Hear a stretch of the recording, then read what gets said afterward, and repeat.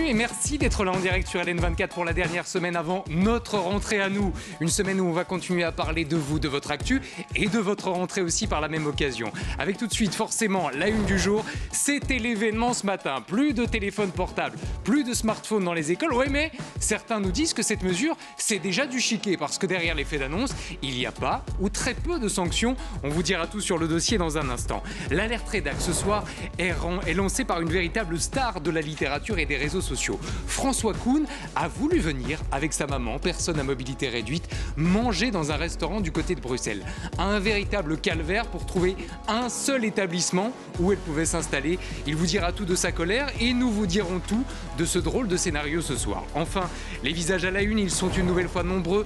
D'abord, Sarah de Padua, privée de Prime, de Direct Télé samedi soir à cause de drapeaux palestiniens. Le prince Joachim qui s'est lancé dans des activités financières mais qui perd déjà beaucoup d'argent. Et puis Philippe Malherbe, l'ancien et actuel présentateur télé qui balance sur les pressions politiques. Tout, vous saurez tout, absolument tout de l'actu de notre pays et surtout de votre actu. À vous, ça se passe chez nous encore pour une semaine au moins. Bienvenue sur LN24. Avec autour de la table Ludivine de Magnanville. Bonsoir Ludivine. Bonsoir Thibault. Députée régionale pour le mouvement réformateur et qui aura évidemment son mot à dire sur un gros dossier Eureka ce soir. Bonsoir Jean-Marc Guéraille. Bonsoir Thibault. Visage, voix et plume de la presse francophone belge. On vous lit dans la DH, on vous retrouve sur LN24.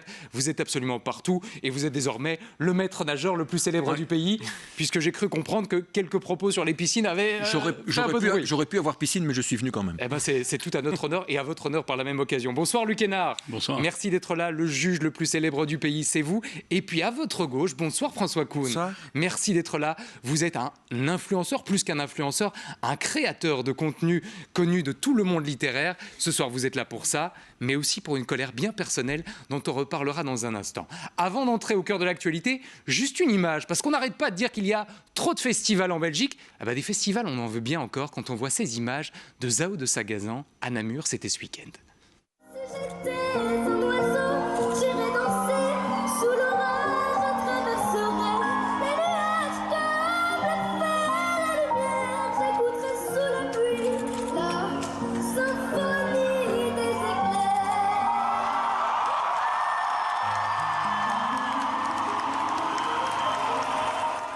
Ça, on ne voit ça que chez nous ou que dans nos festivals. En plus, François, vous étiez là-bas sur place. On pardonne quelques fausses notes, tellement l'émotion est au rendez-vous. Oui, et en plus, ce jeune garçon, il a fait The Voice en Belgique. Ah bah voilà. Il avait déjà son petit... Et à mon avis, il sera sur le prochain album en featuring avec Zao de Sagazan parce qu'il a marqué la soirée de son empreinte. Vidéo qui fait des centaines de milliers de vues sur les réseaux sociaux. Si vous voulez aller voir tout ça, rendez-vous évidemment sur les réseaux sociaux de l'Avenir notamment. Il est temps de passer à la une du jour.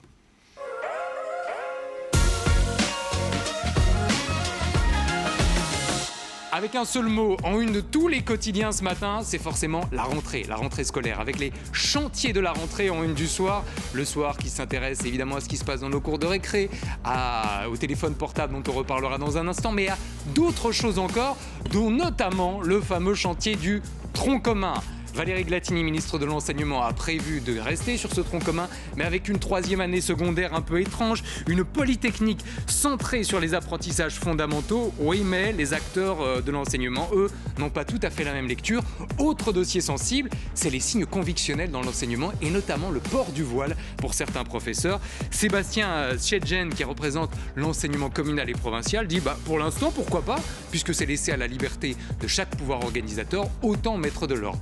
Autre une, toujours liée à la rentrée scolaire, la une de la DH, qui s'inquiète des zombies qui peuvent sortir de l'école. Pourquoi ?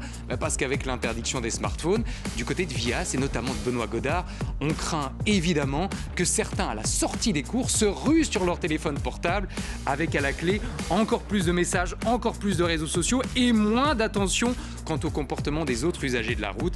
Vias précise au passage qu'il y a 13 accidents tous les jours impliquant des jeunes et notamment des jeunes élèves à la sortie des cours, chiffre assez sidérant dont on voulait absolument vous parler ce soir. Et puis, encore et toujours dans le cadre de la rentrée scolaire, il y a la une de La Libre qui montre à quel point cette mesure sur les téléphones portables interdits divise la Belgique en deux, avec ceux qui crient à la fin de la liberté et d'autres qui disent c'est génial, on va retrouver du temps pour soi, du temps pour la sociabilité, du temps pour les professeurs. Alors avant de vous entendre autour de la table, faisons peut-être un point sur les différentes écoles et les différents sons de cloche. On part notamment du côté de Chimay avec une directrice qui dit « Moi, je n'ai pas investi dans des pochettes. » Pourquoi ? Parce que ce genre de dispositif coûte très cher, est très difficile à contrôler. On peut très bien y placer des téléphones inutilisables et garder le vrai sur soi. Donc ça ne sert à rien. Autre son de cloche par contre, ah oui, et notamment au collège Saint-Quirin, où Julien, qui est un petit peu le préfet de discipline, a lui investi dans un système qui, semble-t-il, peut fonctionner à la perfection. Pour ce faire, nous avons fait l'acquisition de pochettes sellables. Donc, si un élève est vu en infraction, donc est vu en train d'utiliser son téléphone, le téléphone est inséré dans la pochette est scellée. Donc, c'est l'élève qui garde sa pochette donc, durant toute la journée pour garder la responsabilité de son téléphone. Et en fin de journée, l'élève se rend au bureau d'accueil de notre collège et, via une borne, décèle la pochette et récupère son téléphone. J'étais en train de vous imaginer, vous François, si on scelle votre téléphone portable pendant une journée, mais c'est la fin de votre vie ça. Le téléphone dans une pochette. Non, je le vivrais très bien. Ah ouais, je vis de grands moments de déconnexion et ça fait un bien fou. Donc vous auriez été élève aujourd'hui, on vous aurait obligé à mettre votre téléphone portable dans une pochette toute la journée, pas de problème, vous achetez. Je sais pas comment j'aurais réagi, mais en tout cas, je me demande toujours face à cette question, comment faisaient nos grands-parents, comment faisaient nos parents. Vous allez pouvoir poser la question à Luc dans un instant parce qu'il pourrait être votre parent, si pas votre grand-parent. Mais avant d'entendre la réponse de Luc, faisons un tour avec Alexandre Gérard sur cette mesure. On a l'impression que les écoles ont la liberté de la mettre en place. Alors évidemment, l'objectif est le même pour tout le monde, mais les moyens, chacun peut les choisir. C'est vrai ça ou pas ? Eh bien, tout à fait, Thibault. On rappelle d'abord que l'interdiction de l'utilisation des GSM, elle concerne l'usage récréatif du téléphone. Une exception si le GSM est nécessaire dans des activités pédagogiques ou si son utilisation est nécessaire pour des élèves porteurs de handicap ou qui ont des soucis de santé. À part dans ce cas, le téléphone devra être rangé pendant les cours, mais aussi pendant la récréation. Et donc, chaque école doit avoir inscrit cette interdiction dans son règlement d'ordre intérieur. Et c'est à elle de trouver l'outil, le dispositif, pour que cette nouvelle règle soit respectée. On ne parle que des téléphones portables depuis ce week-end, sauf qu'il y a d'autres objets qui sont concernés. Oui, tous les objets connectés qui sont de plus en plus nombreux et qui envahissent le quotidien des élèves aussi. Il y a par exemple les montres connectées, les tablettes, les bagues connectées ainsi que les lunettes connectées. Luc, je connais quelqu'un qui autour de cette table a dit il y a quelques instants « Je me demande comment faisaient nos grands-parents ». Alors je me tourne vers vous, comment faisiez-vous à l'époque sans téléphone portable ? Eh bien, il n'existait pas, donc on ne se posait pas la question. Cela étant dit, je trouve que cette mesure d'interdiction est d'une imbécilité sans nom. Puisque, vous l'avez rappelé, de mon bon vieux temps, il n'y avait pas ce genre de choses. Et nos professeurs, qu'est-ce qu'ils faisaient ?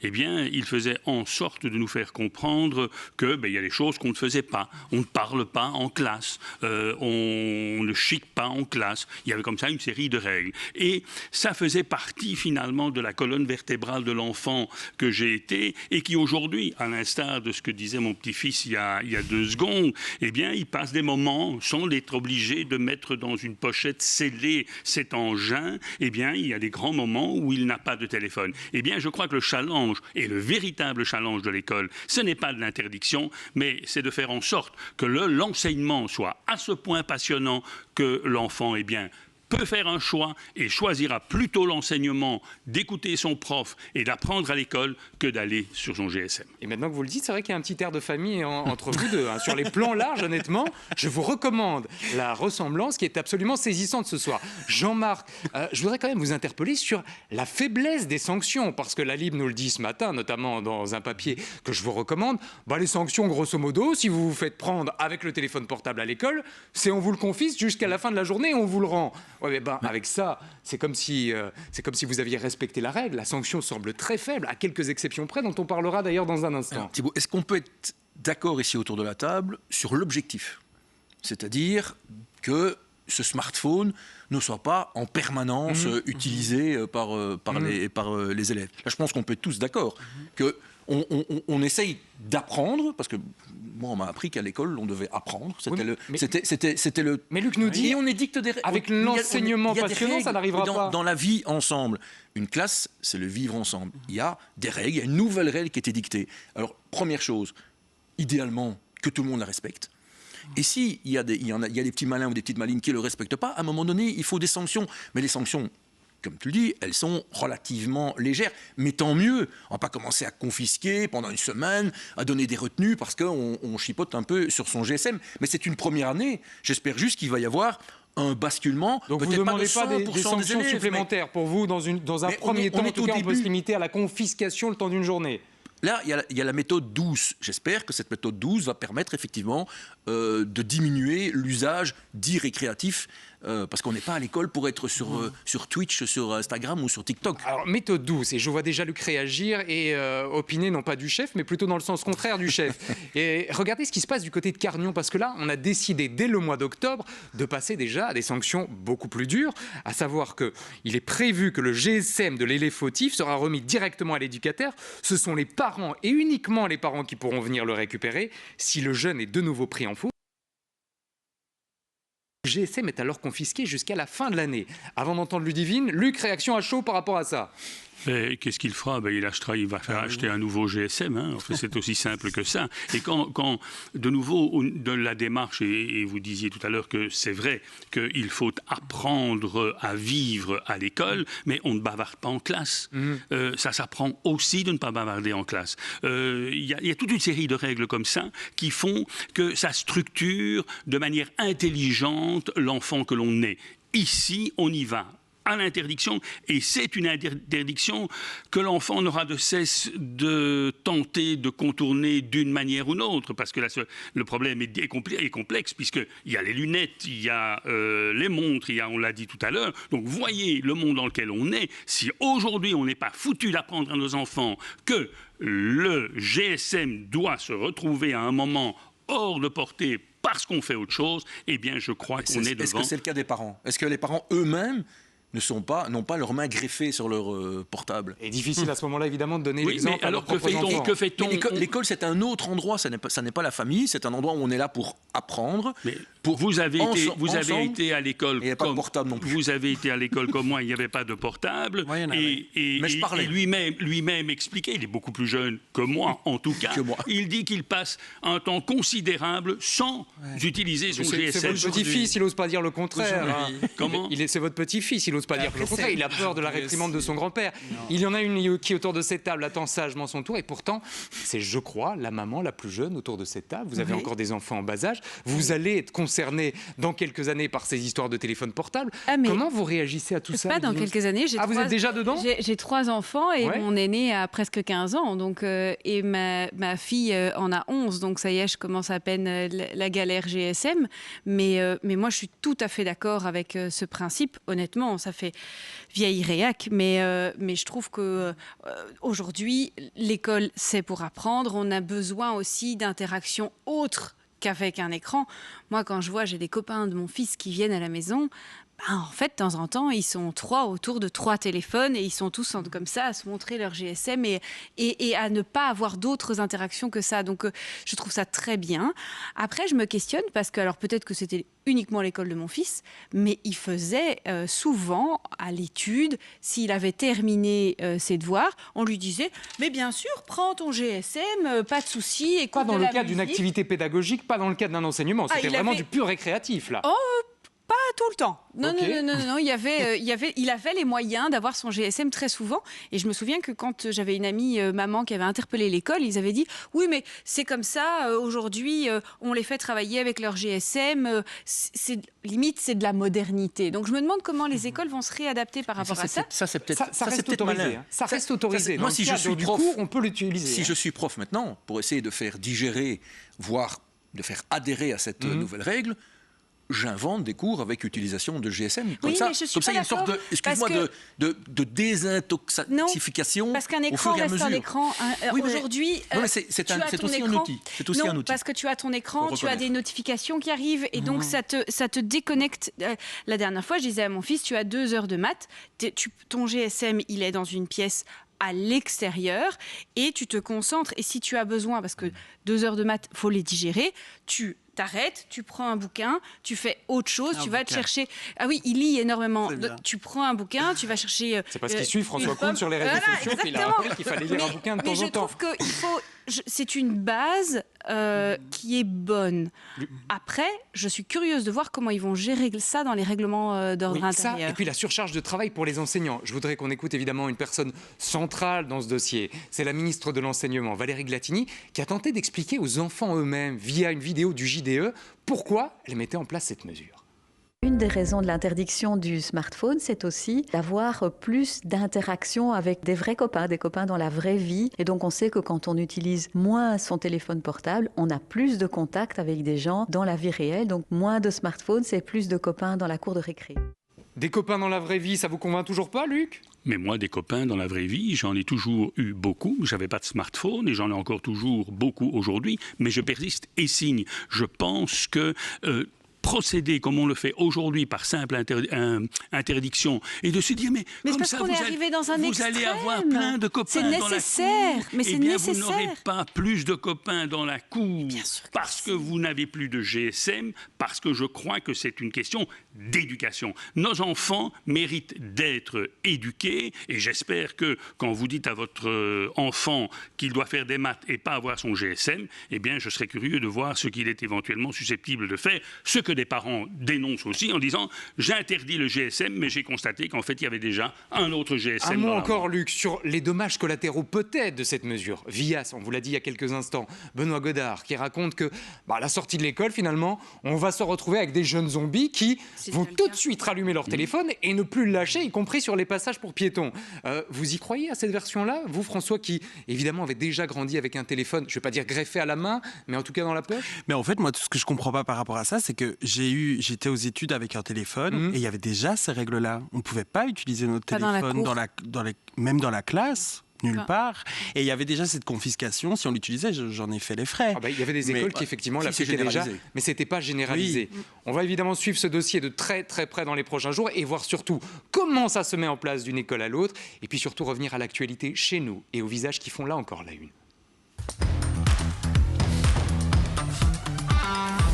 Avec 3 visages qu'on voulait mettre en avant ce soir. D'abord, Sarah Depadua, privée de prime time samedi soir sur la RTBF à cause de drapeaux palestiniens.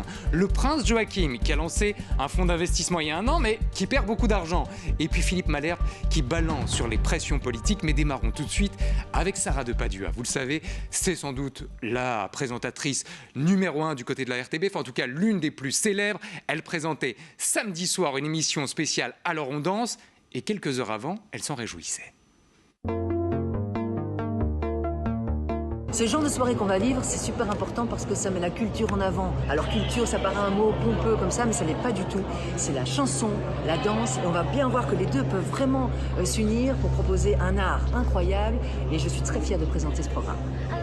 Alors samedi, à 20h55, on s'était tous branchés sur la une. Sauf qu'au moment du direct, voilà ce qu'on a vu. En raison d'incidents indépendants de notre volonté, Alors on danse sera diffusé après le téléfilm Ni vu ni connu. On se retrouve juste après pour célébrer la danse. Ça a généré durant tout le week-end une série d'articles de presse, de réactions sur les réseaux sociaux et la RTBF a été forcée un petit peu de réagir en disant dans un premier temps que tout cela était dû à un problème technique. Je vous livre la citation. Suite à un problème technique, la RTBF n'est pas en mesure de diffuser en direct Alors on danse depuis la Bourse de Bruxelles. Cela nous contraint à proposer un autre programme. Sauf que très rapidement, et regardez cette publication le soir même, on a entendu une autre version des faits, un autre son de cloche. C'est en raison de la présence de drapeaux palestiniens que l'émission n'a pas pu se faire en direct. Version confirmée aujourd'hui par la RTBF. Jean-Marc, ils ont bien fait. Ils ne voulaient pas que cette soirée, qui était une soirée de divertissement, soit récupérée à des fins politiques d'une certaine façon. C'était le bon choix ? Alors, ils ont eu raison. Et je trouve ça très dommage, Sarah Depadua parle de culture, qu'on a dû éliminer un divertissement culturel parce qu'il y a des gens qui ont importé un conflit qui se passe loin de chez nous, en Belgique, et qui tous les jours manifeste juste à l'endroit où il devait y avoir cette émission de divertissement. Une émission de divertissement n'est pas une tribune pour un conflit, quelle que soit la position que l'on tient. Et vous avez raison de rappeler que la Bourse de Bruxelles est devenue depuis des semaines le centre de manifestations, en tout cas de rassemblements pro-israéliens. Voilà quelques images qui en attestent. Luc, même son de cloche, c'était le bon choix. On ne voulait pas que cet événement soit, je ne vais pas dire récupéré, c'est peut-être pas le bon terme, mais qu'il y ait un mélange des genres. Mais en tout cas, c'est raté. Hein. Pourquoi ? Parce qu'on en parle maintenant encore plus. On en parle et on en parle encore beaucoup plus. C'est l'effet Streisand pour vous. Exactement. Est-ce qu'on ne pourrait pas un jour considérer que, oui, il y a des drapeaux palestiniens, il y aurait eu un drapeau israélien, que sais-je encore. Il y a à centrer l'attention sur ce que l'on fait. Or, c'était une émission de danse qui, quand on aime ça en tout cas, était magnifique. Eh bien oui, les drapeaux sont là, les drapeaux sont là. On l'aurait, entre guillemets, banalisé. Ici, c'est pas ça. On enlève, vous voyez, une télévision qui aujourd'hui est à ce point instrumentalisé que parce qu'il y a un drapeau en l'espèce israélien... On fait la même chose à l'Eurovision, on ne veut pas qu'il y ait de récupération à des fins politiques, idéologiques, je n'ai pas le souvenir qu'à l'Eurovision, on a tout à coup arrêté le programme pour y mettre une autre émission de divertissement. Je parle sous votre contrôle, Jean-Marc. Il y a eu des problèmes lors des répétitions. Il y a eu des problèmes lors des répétitions lorsque la chanteuse qui représentait Israël a voulu répéter. Il y a eu une invasion de la salle et ça n'est pas apparu à l'antenne. À force. Alors, mais que ça n'apparaisse pas à l'antenne, on peut encore voir. Maintenant, je ne sais pas si sur le plan technique, il y a moyen de ne pas filmer ça ou en tout cas d'avoir une autre technique. Mais ici, je trouve qu'on est quand même dans une instrumentalisation des médias et de la presse qui devient, à mon sens... Certains vont vous dire le contraire. Ils vont dire justement, on a évité toute instrumentalisation parce que la danse, quoi qu'on en pense, c'est un moment qui rassemble toutes les cultures, toutes les religions, toutes les sensibilités. La preuve avec ce moment parmi tant d'autres.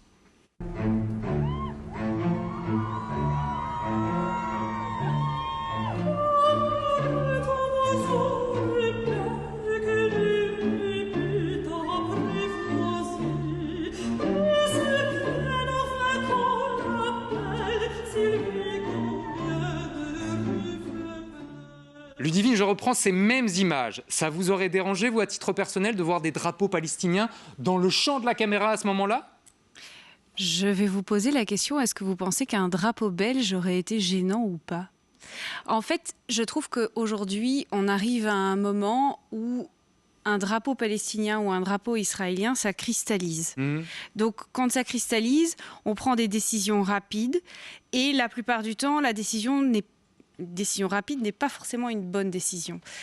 Après, je pense que c'était complètement idiot, si on avait peur de ça, de faire ça à la Bourse. C'est même absurde. Il y a eu ça à la Pride. C'était organisé par la ville de Bruxelles. Mais c'est ça qui est central. C'est à la limite, c'est ça le problème. C'est-à-dire que c'est pas comme s'il n'y avait pas d'autres lieux. Là, ce lieu est symbolique justement pour la résistance palestinienne avec des manifestations quotidiennes. Enfin, c'est alors là, je me permets juste d'arriver avec des questions logistiques. Je ne suis pas sûr que ça aurait été possible de repenser l'événement dans un autre endroit très rapidement. Donc finalement, vous êtes d'accord là-dessus ? On a réussi à faire Tomorrowland avec une scène qui a brûlé 24 heures plus tôt. On ne sait pas directement enlever une scène. Cet événement, il n'a pas été réfléchi il y a un mois. Ça fait des mois et des mois qu'il y a justement des manifestations pro-palestiniennes. Tous les jours. Il y a eu la même chose à la Pride. Enfin, on n'apprend pas de ses erreurs à un moment. Jean-Marc, vos sons dissonants, vos sons de cloche dissonants Non, j'étais en train de me transférer dans la peau de Philippe Claus, par exemple, de Bruxelles, en me disant je vais délocaliser ça où ? À la Grand Place, je pense que pour danser, ça va être compliqué. Non, ça avait déjà été fait. Il y a eu des concerts à la Grand Place. Oui, mais je pense que c'est sur le moment. Mais je suis d'accord avec toi sur que le choix du lieu, c'est sans doute pas judicieux quand on sait ce qui s'y passe tous les jours. Pour vous, la décision de la RTBF était clairement la bonne. François, je ne sais pas si vous voulez réagir sur ce genre de dossier ou pas. Vous êtes un homme de culture au sens large, je ne sais pas si ça vous touche. Mais je trouve que dans les deux positions, en fait, ça aurait posé problème. Même si cela avait diffusé, il y aurait quand même eu des répercussions qui auraient été autres.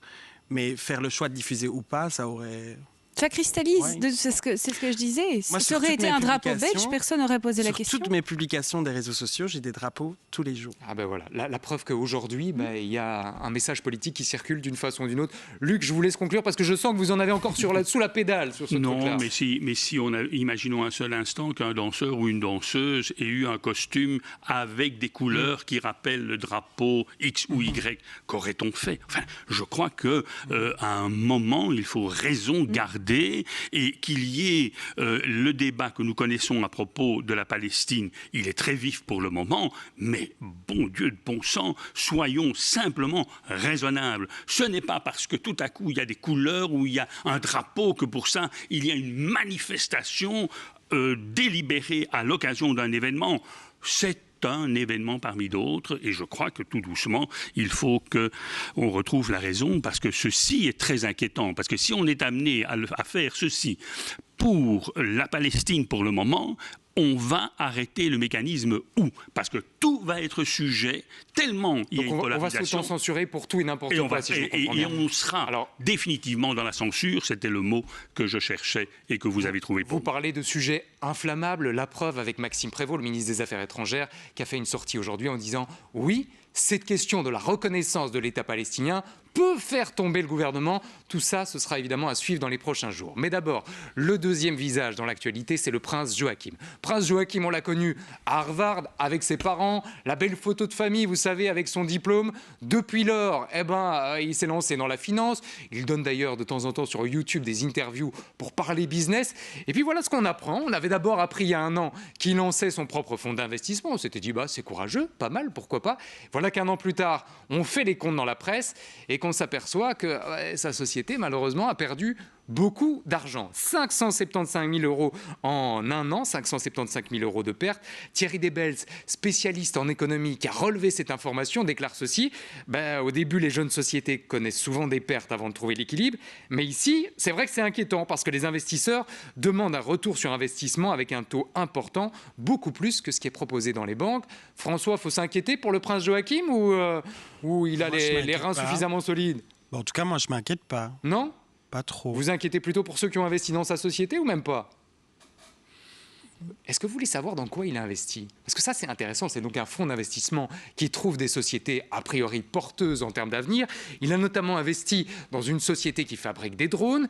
Il a aussi investi dans une société qui fabrique des clés pour des hôtels ou encore dans une troisième société qui s'occupe du linge des hôtels. Ludivine, est-ce que tout ça peut un peu entacher l'image de la famille royale ou alors au contraire, ça donne l'image d'un jeune prince qui prend des risques et qui en emmène certains avec lui? Non, moi je trouve qu'il est dans la vie d'un indépendant classique, c'est-à-dire qu'il a pris des risques. Pour le moment, ça ne marche pas très bien. Bon, alors les clés pour l'hôtel et le linge pour l'hôtel, l'Horeca va pas bien en ce moment. Donc de toute façon, ça ne pouvait pas être très florissant. Il aurait dû vous passer un coup de fil avant. Il aurait dû vous passer un coup de fil avant. Donc voilà, s'il avait su, effectivement, pour le moment, l'Horeca, c'est pas dingue. Mais moi, je ne peux que saluer des gens qui prennent des risques. Prince, à la limite, les drones, pourquoi pas, mais franchement, le linge pour hôtel, passez un coup de fil à Ludivine la prochaine fois. Le troisième visage au cœur de l'actualité, c'est Philippe Malherbe. Philippe Malherbe, vous le connaissez bien, ça a été l'un des présentateurs du journal télévisé d'RTL, visage important de l'histoire de la télévision belge. Il était revenu il y a un an sur AB3 pour parler de la Belgique criminelle. Marc Dutroux, Nestor Pirotte, Andras Pandi, les pires criminels belges, comment en sont-ils arrivés là? Enfance, argent, rapport avec les femmes, plongés dans l'esprit de ceux qui ont commis ces atrocités. Et là, il revient pour une deuxième saison. Du coup, il fait un petit peu le tour de la presse dans une opération promo. Et voilà ce qu'il a balancé au passage dans les colonnes de Sudinfo ce week-end. Il dit finalement, les pressions de Georges-Louis Boucher par rapport aux journalistes, c'est de la rigolade. Il a connu bien pire à l'époque avec Charles Michel. Charles Michel, qu'il avait reçu, lui, en tant que présentateur, dans un débat politique qui l'avait apparemment un petit peu froissé. Débat politique qui opposait Charles Michel à Benoît Ludgen. Et Benoît Ludgen avait eu le dernier mot lors de ce débat, ce qui avait eu le don de déplaire à Charles Michel, qui lui avait passé un savon par téléphone. Qu'est-ce que tout ça vous inspire, Jean-Marc? Que finalement, aujourd'hui, Georges-Louis Boucher est la cible de toutes les critiques, mais que ça a toujours existé? Ou alors qu'on est en train de lui trouver des excuses? Alors moi, je ne suis pas un perdreau de l'année, donc j'ai déjà eu affaire à des hommes politiques qui ont décroché leur téléphone pour me suggérer de revoir ma position ou ma copie, ou parce qu'ils n'étaient pas d'accord avec ce qui était dans l'ADH quand j'étais rédacteur en chef. Parfois, c'est sur un ton guiré, sympathique. Parfois, ça l'est nettement moins, et tout parti confondu. Georges-Louis Boucher y compris. Donc, mais je trouve ça veut dire qu'on n'est pas les jebottes. Alors, c'est pas pour ça qu'il faut gueuler sur les journalistes. Mais une discussion franche, ça ne m'a jamais véritablement dérangé. C'est quand on tombe évidemment dans les insultes que ça devient un problème. Mais Philippe Malherbe, il me fait un peu sourire quand même, parce que il n'aime peut-être pas les politiques, mais il est passé de l'autre côté. À un moment donné, il était sur les listes. Si mes souvenirs je crois que pour des raisons de santé, ça avait été de courte durée. Mais donc, quelque part, il y a une relation quand même entre les médias et les politiques qui est régulièrement poreuse. Ce n'est pas le premier qui est passé en politique après avoir été journaliste. Les voyages se font généralement dans un sens plutôt que dans l'autre. On voit rarement des politiques le retour est rare. Se lancer dans les médias. Quoique, ne parlons pas trop vite, parce qu'il y a une émission qui pourrait faire beaucoup parler. J'ai entendu parler de ça sur une antenne. Mais c'est une autre histoire. Tiens, à propos de Georges-Louis Boucher, Luc, je ne peux pas ne pas vous soumettre la vidéo qui a tant fait parler ces derniers jours, celle où on voit Georges-Louis Boucher dans la peau d'un concessionnaire un peu nerveux et qui s'en rend compte devant son psy. Vous savez ce que j'aurais dû faire? Dites-moi. J'aurais dû vous enregistrer, tiens. M'enregistrer pourquoi? Il y en a certains qui vont vous croire sur parole, les haters sur les réseaux sociaux, certainement. Je vais appeler votre directeur. Eh ben, le directeur, il est ici. Le directeur, il est là. Le président, il est là également. Alors, et le président et le directeur, ils vous disent, vous pouvez sortir, merci beaucoup. Allez, merci, ciao. Alors, Georges-Louis, cette première journée de maîtrise de soi, face à une situation de stress? Au début, compliqué. Mais ça s'est amélioré. Et ouais, à la fin, bien. Du grand Boucher. Ouais. Bah, bien. Bravo. Vous êtes parvenu à prendre sur vous. Presque. Luc, même vous, qui n'avez pas toujours été tendre avec le président du mouvement réformateur, j'ai cru voir, si pas un léger sourire, au moins un rictus sur votre visage. Oui, puisque... ce jour est arrivé. Vous avez bien vu. Alors bon, je crois que nous sommes dans un tonneau sans fond. Maintenant, il s'est livré à cette mascarade-là. Finalement, il n'avait pas besoin de faire un exercice particulier, puisqu'il est constant en la matière. Donc, ridicule une fois, ridicule plusieurs fois, il continuera. Ce qui est plus important, c'est tout de même les messages qu'il fait passer à l'occasion de cette piètre représentation. C'est ce qu'il dit à propos des journalistes, etc., etc. Donc, ne nous faisons pas d'illusions. Le fond, il est ce qu'il est. Et aujourd'hui, il tente de cacher le fond par une gesticulation que je pourrais qualifier de diverses manières, mais j'en ai un peu assez de perdre mon temps par rapport à un personnage comme celui-là. J'ai un petit espoir finalement, et j'ai un jour dit que ça pourrait être des vœux de nouvel an, et bien c'est qu'on ne parle plus de lui, et je crois que ça fera du bien à tout le monde. Il faudra encore attendre une minute, parce qu'à mon avis, Ludivine aura envie de réagir dans un instant. Et puis juste derrière ça, c'est François Kuhn qui va lancer l'alerte. Il a voulu trouver un resto pour sa maman PMR du côté de Bruxelles, un véritable casse-tête et surtout une immense colère qu'il a envie de partager ce soir. À tout de suite.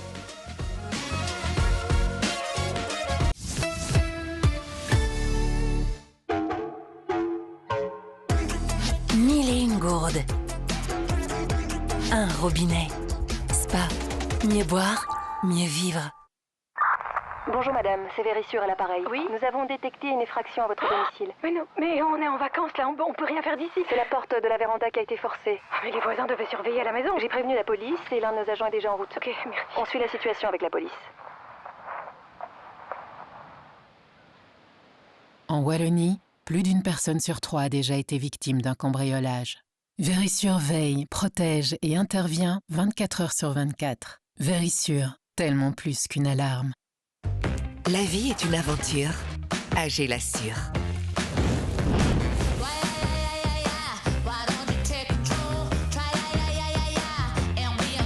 AG, supporter de votre vie. Comment La Paire fait le bonheur de toutes les oreilles? Eh bien, avec les meilleurs soins auditifs depuis 77 ans, partout en Belgique. Ensemble, nous trouvons des appareils auditifs qui vous conviennent, équipés des dernières technologies pour à nouveau vivre pleinement. 77 années d'expertise et en ce moment, jusqu'à 770 € de réduction. La Paire, du bonheur plein les oreilles. Une bonne nuit de sommeil commence avec un matelas Emma. Son équilibre de matériaux supérieurs vous aidera à dormir profondément. Optez pour un sommeil de qualité sur emma-matelas.be. Trouver la poussette parfaite au meilleur prix? Cool. Gratter un meilleur prix que le meilleur prix? Pas cool. Heureusement, on est cool pour le paiement. Découvrez la nouvelle version de votre app Payconic by Bancontact. Une seule app, jusque 5 cartes. Choisissez avec laquelle vous payez en ligne. Vivez cool, payez cool. Payconic by Bancontact.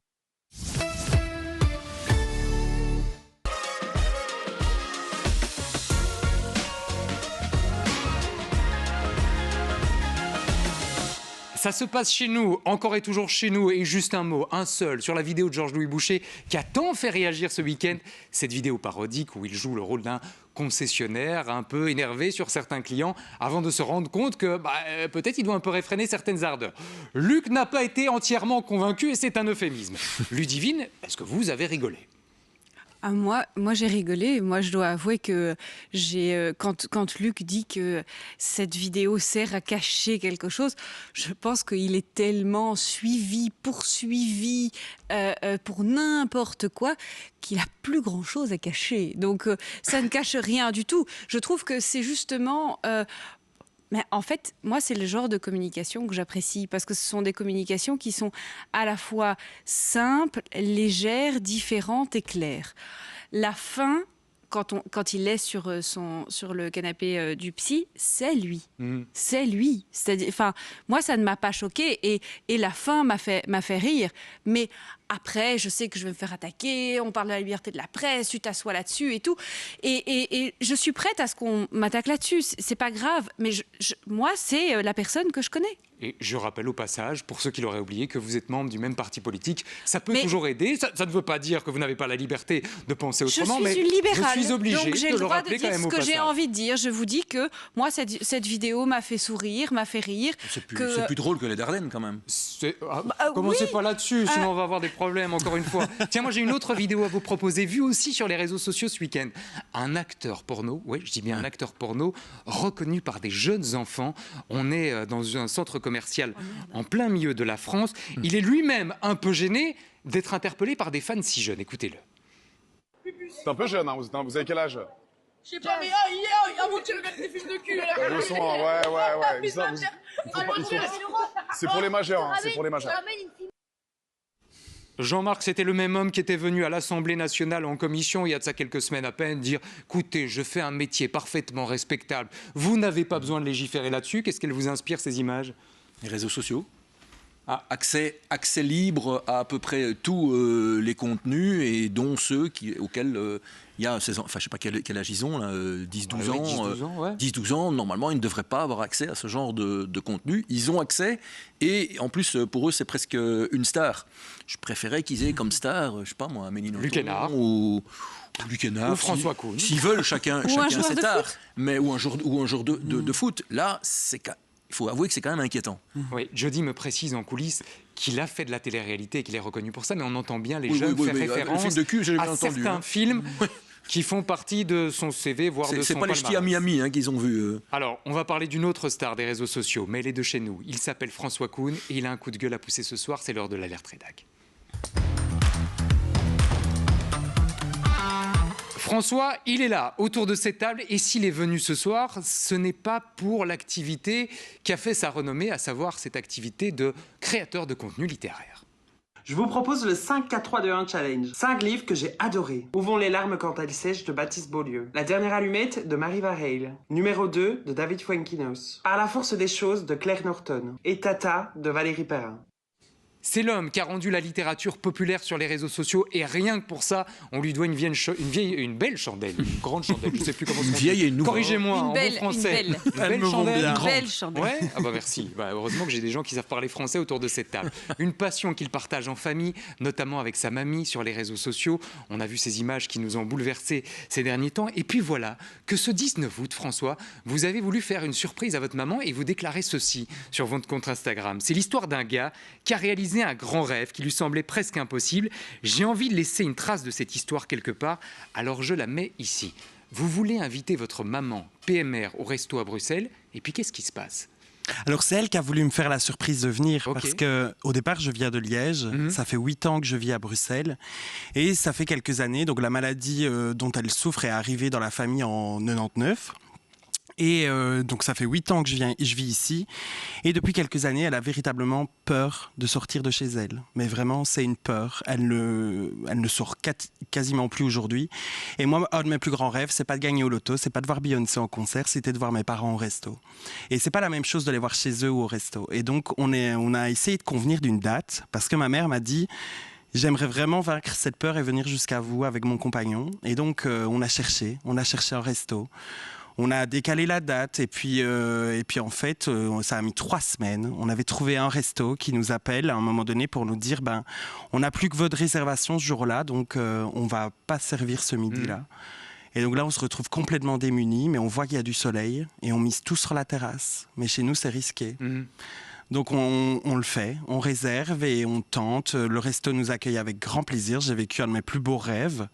Mais c'est pas de la colère que j'ai, c'est de la tristesse. C'est de voir qu'en fait, c'est si compliqué. C'est parfois, on nous dit que c'est adapté. En fait, on arrive et la moindre bordure, on passe pas. Parce que ma maman, elle n'est pas dans une chaise roulante classique, elle est dans une chaise motorisée. Donc ça prend plus de place. La question des toilettes. Les toilettes sont en bas d'un escalier. Combien de temps ma mère peut rester à table ? C'est très paradoxal parce que vous avez cité le mot rêve et le mot tristesse dans la même phrase. 2 mots qui ont l'habitude de ne pas se mélanger. Alors on va parler du monde de l'Horeca dans un instant, monde que Ludivine connaît bien puisqu'elle a été présidente de la Fédération Horeca Bruxelles.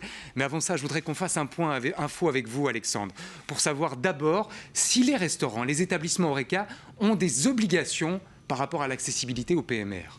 Alors, on rappelle que ce sont les régions qui ont les compétences en matière d'urbanisme. Pour le moment, des critères existent pour prévoir l'accessibilité au PMR, mais seulement pour les nouveaux bâtiments. Et pour le collectif Accessibilité Wallonie-Bruxelles, il manque encore certains dispositifs pour certains types de handicap. La SBL ajoute qu'il y a aussi un manque de formation, de contrôle et de sanctions sur le terrain pour sanctionner, pour faire appliquer les normes. Pour le moment, il n'y a pas de loi qui impose la mise en accessibilité des bâtiments existants. Et souvent, les propriétaires, ils évoquent des difficultés techniques pour mettre en place les mesures. Et puis certains restaurateurs nous disent, oui mais c'est cher de faire les travaux, les aménagements, est-ce qu'il y a des subsides pour ça ? Alors, pour l'instant, il n'y a pas de subsides directs qui sont donnés aux établissements en Wallonie. Le gouvernement wallon a pris acte d'une note du ministre Copiters qui concerne une stratégie accessibilité d'ici 15 ans. Et parmi les points évoqués, un soutien financier par la région pour les acteurs qui accompagnent le privé dans des démarches d'accessibilité. À Bruxelles aussi, des projets existent pour mettre un cadre légal imposant la mise en accessibilité progressive des bâtiments existants. Et au message de François, il y a eu des milliers de réactions, des centaines de commentaires. Vous nous en livrerez quelques-uns dans un instant, François. Mais d'abord, réaction de votre part, Ludivine. On connaît notamment le dilemme du côté de la Grande Place de Bruxelles, où certains restaurateurs nous disent c'est du patrimoine, on ne peut pas y toucher, on ne peut pas abîmer nos façades, on ne peut pas abîmer nos bâtiments. Et puis de l'autre, il y a l'obligation, ou en tout cas la demande de meilleure accessibilité pour les personnes PMR. Est-ce que sincèrement, l'Horeca a du retard dans ce domaine ? Alors, moi, je vais être honnête. Je passe ma vie, j'ai 3 enfants.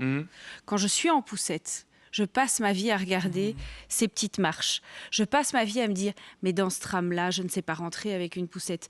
Je regarde la pharmacie. Tiens, là, c'est une rampe. Je fais très, très attention à ça et je me dis, tiens, si j'avais été en fauteuil roulant, comment j'aurais fait ? Comment je gérerais ça ? Donc ça, c'est une réalité. J'ai parlé de tram. Le Parlement bruxellois n'est pas PMR accessible partout.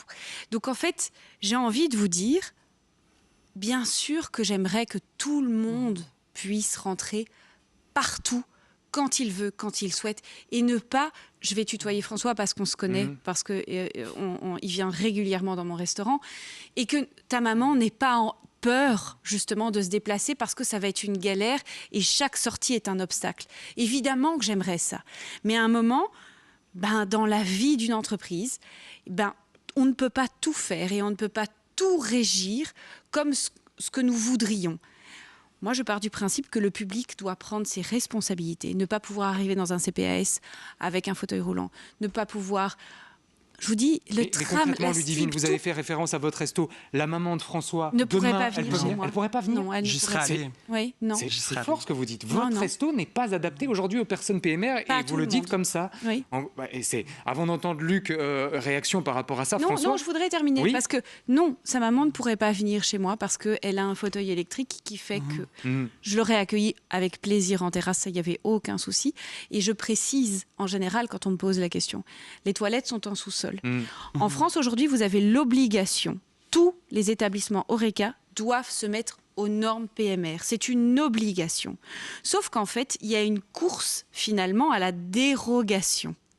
Donc aujourd'hui, en France, on peut obtenir via une entreprise, et ça coûte une pêche, obtenir une dérogation pour dire « Désolé, mais chez moi, ça va être des travaux trop compliqués, trop chers, je ne peux pas me les permettre, ou c'est un bâtiment historique, donc nous ne pouvons pas accueillir. » Donc en fait, faire une norme en disant maintenant c'est une obligation pour qu'il y ait ça ne va rien changer si je vous comprends bien, puisque ça fera juste plaisir. C'est la compétition des dérogations. Ça fera juste plaisir aux gens de dire tiens, on a pensé à. Je pense qu'il faut prendre ses responsabilités d'abord au niveau du public et ensuite commencer à venir voir le privé. Le nombre d'entreprises qui le font déjà. Les boulangeries, quand c'est nouveau, elles se mettent aux normes.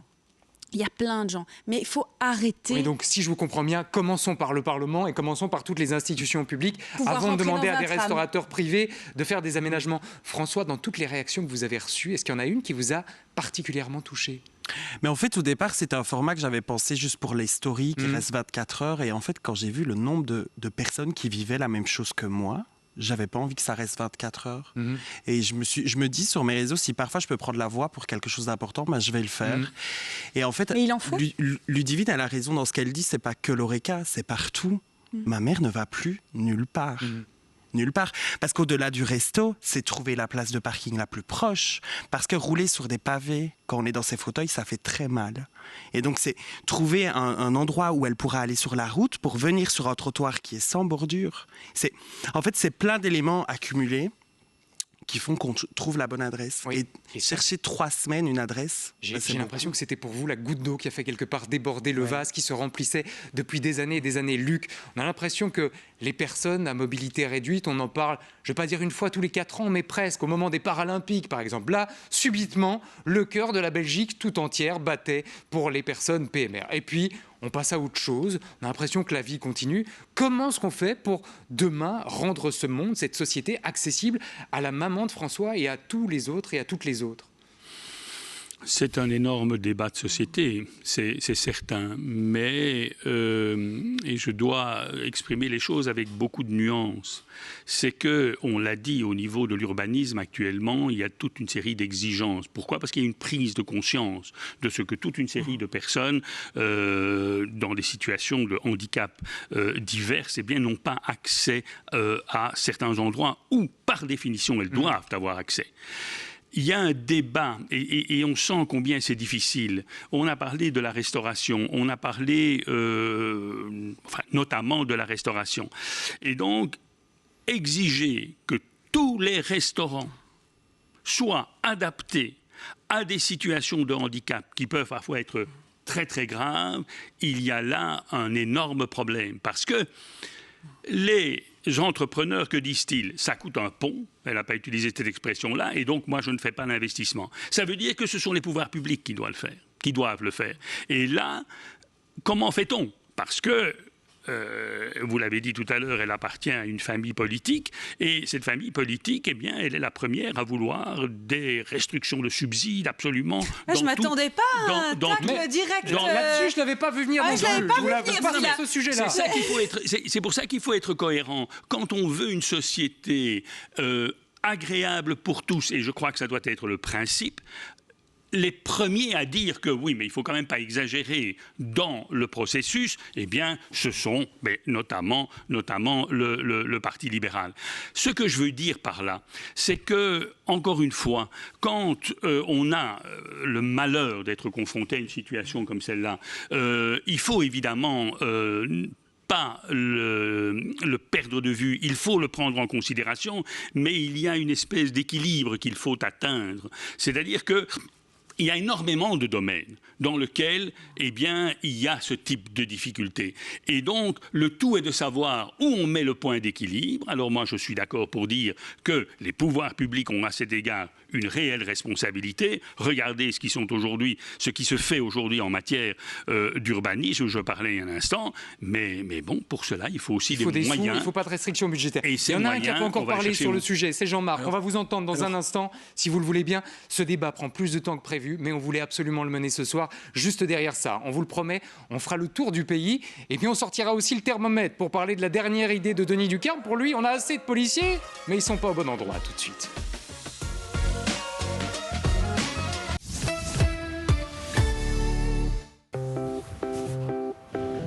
Vous savez, je n'ai pas toujours assorti mon foulard à ma tenue. Je n'ai pas toujours aimé porter toute ma vie sur les épaules. Vous avez changé? Nous aussi. Découvrez vos nouveaux avantages sur mc.be.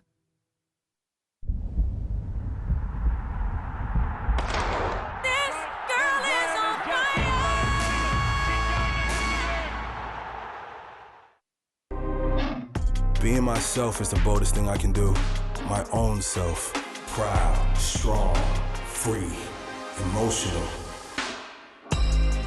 Myself. Eau de parfum et les nouvelles absolues d'Yves Saint Laurent. Devinez qui est de retour? Nos emojis. Et ils sont partout dans la maison. Plus vous faites vos courses chez Aldi, plus votre collection s'agrandit. Un emoji gratuit pour tout achat de 15 €. Collectionnez-les tous. Aldi, le choix malin.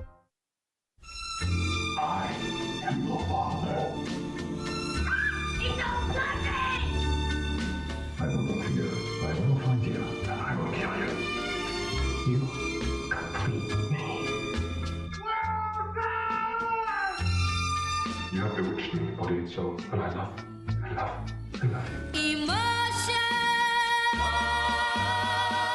Les We Love Cinema Days avec BNP Paribas Fortis. Du 17 au 20 septembre pour tous les films, un ticket acheté, un ticket offert. Oui, pour tout le monde. Info sur welovecinema.be.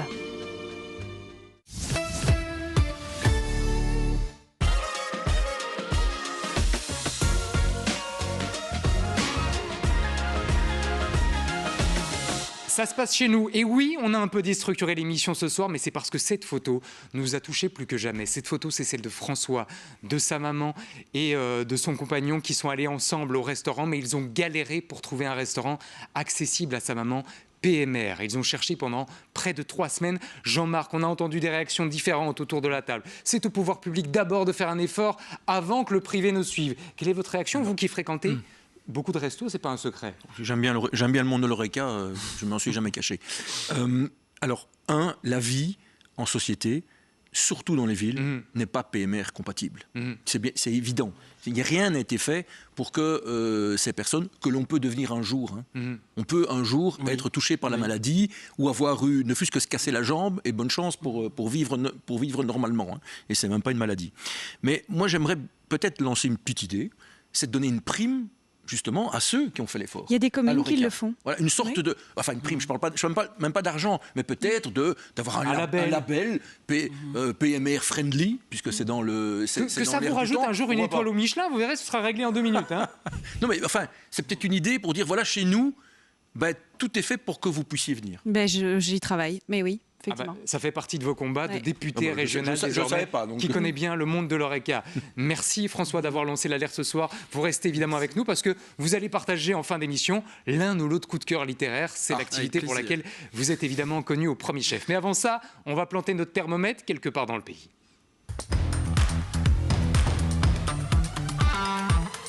Vous vous souvenez certainement de la campagne de recrutement de la police fédérale dont on a parlé ici il y a quelques semaines. On avait demandé à des passants, à des Belges, d'identifier qui parmi un éventail de personnes était policier ou pas.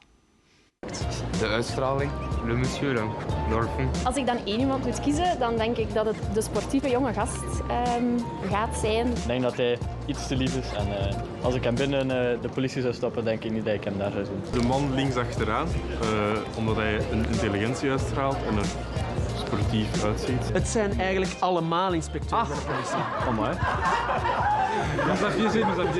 Sorry hè. Ah ja, voilà.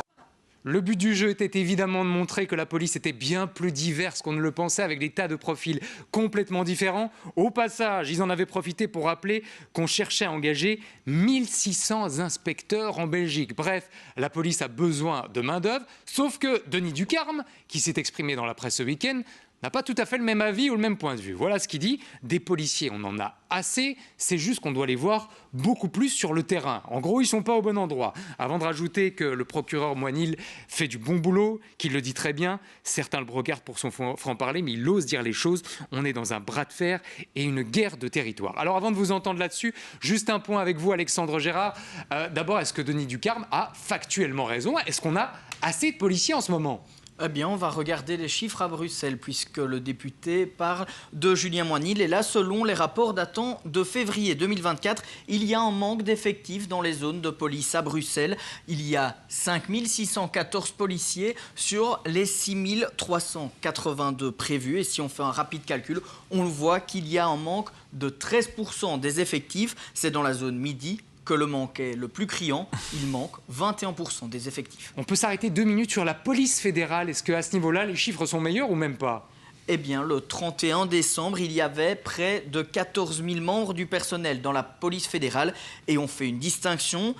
Plus de 10 000 étaient fonctionnaires de police et près de 3 500 étaient membres du personnel civil qui remplit principalement les fonctions administratives. Ça représente moins d'un quart des membres du personnel. On comprend quelque part en filigrane le message de Denis Ducarme, Luc, qui est de nous dire les policiers ne sont peut-être pas au bon endroit. Quand ils font des contrôles routiers pour savoir si on a brûlé un feu rouge, si on a bu un demi-verre de trop ou pas, est-ce qu'on n'aurait pas besoin d'eux dans les banlieues, là où ça caillasse? Je caricature volontairement. Est-ce que dans ce discours-là, vous vous reconnaissez ou ça vous donne de l'urticaire une nouvelle fois? Non, ça c'est définitivement fini, que ce soit lui ou son président.